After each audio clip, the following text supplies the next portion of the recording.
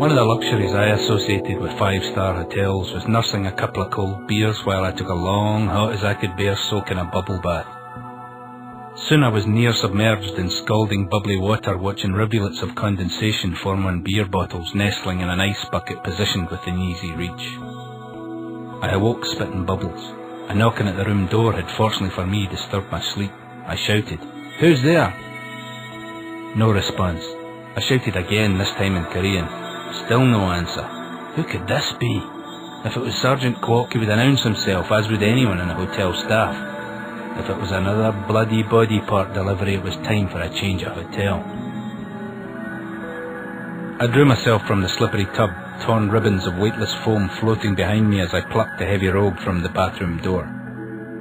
Puddles formed around my bare feet as I put one eye to the peephole. Nothing. More knocking. This time louder, a heel of hand hammering that shook the heavy door in its frame. "Who's there?" Silence. This was starting to piss me off. Yet more knocking, incessant now, a regular, pulsating thump, thump, thump. I thought of calling down to reception. "A naughty man's knocking on my door and he won't tell me what he wants." Yeah, right. I plucked the security chain from its resting place on the jamb and slotted it into the metal channel. Turning the handle very slowly, I eased the door back while I squinted through the growing gap. The security chain tore loose as the door exploded inwards and clocked me a crunching blow above the right eyebrow. I half spun and hit the carpet face first. The door rang like a gong against the stopper. I couldn't look back in case I turned straight into a kick, and in any case my eyes were still full of soap. Footfalls drummed on the carpet and the door slammed shut, and every last fragment of breath blew out of me as a pair of knees landed full force in the middle of my back.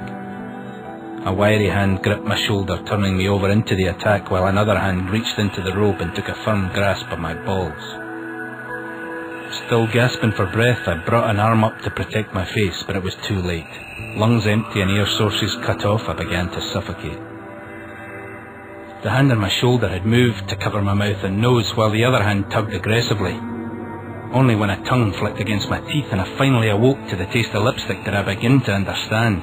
Abruptly the smothering sensation stopped and I heaved for breath as two warm hands cupped my face, thumbs gently clearing bubbles with a tenderness that took me back to childhood bath times.